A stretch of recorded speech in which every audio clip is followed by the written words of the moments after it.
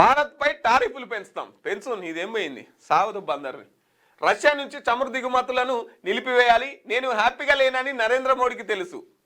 America అధ్యక్షుడు Donald Trump warning, దేశాలపై 500% వరకు టారిఫ్లు వేయడమే సబబే. యుఎస్ అమెరికా అధ్యక్షుడు డొనాల్డ్ ట్రంప్ మరోసారి భారత్కు వార్నింగ్ ఇచ్చారు. రష్యా నుంచి చమురు దిగుమతులను భారత్ వెంటనే నిలిపివేయాలని, ఒకవేళ వారు అలాగే వాణిజ్యం కొనసాగిస్తే వేగంగా టారిఫ్లు పెంచుతామని పేర్కొన్నారు. ప్రధాని నరేంద్ర మోడీ మంచి వ్యక్తి, నేను హ్యాపీగా లేనని ఆయనకు తెలుసు, నన్ను సంతోషపరచడం చాలా ముఖ్యం. బా ఏమన్నా వార్నింగ్ ఇస్తున్నాడా, చూడురిగా. దేశమంతా నా గుప్పిట్లోనే ఉండాలి, దేశం నేను చెప్పినట్టు వినాలి, దేశం మేము చెప్పినట్టు వినకపోతే మేమేం చేస్తాము కూడా అని ఓ రకంగా బెదిరిస్తున్నారు. రష్యా నుంచి చమురు దిగుమతులను భారత్ వెంటనే ఆపాలి. అట్లనే ఇప్పుడు రష్యా నుంచి మీరు అట్లనే చమురు దిగుమతి చేసుకున్నారనుకో, మేము మీ మీద ఎక్కువ టారిఫ్లు విధిస్తాం. నేనేందో నరేంద్ర మోదీకి తెలుసు, నన్ను సంతోష పెట్టడం ఎట్లనో నరేంద్ర మోదీకి తెలుసు అని చెప్పేసి ట్రంప్ గారు అంటున్నారు.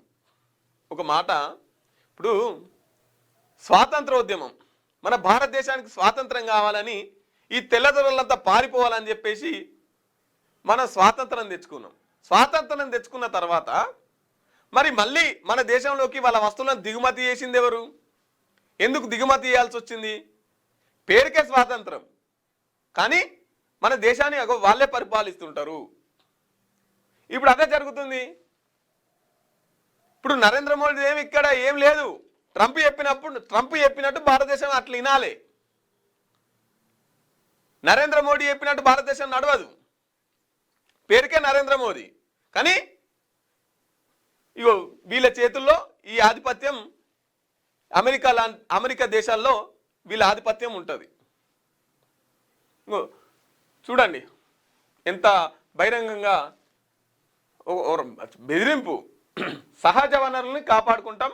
వెనిజులా తాత్కాలిక అధ్యక్షురాలు డెల్సీ రోడ్రిగేజ్, వెనిజులా వనరులు ఇవ్వాల్సింది, డెల్సీ సరిగా నడుచుకోకుంటే భారీ మూల్యం తప్పదు, ఇస్తాం స్వామి, మీకు అన్నీ తెచ్చి కుప్పలు ఆడ పెడతాం, తినురి.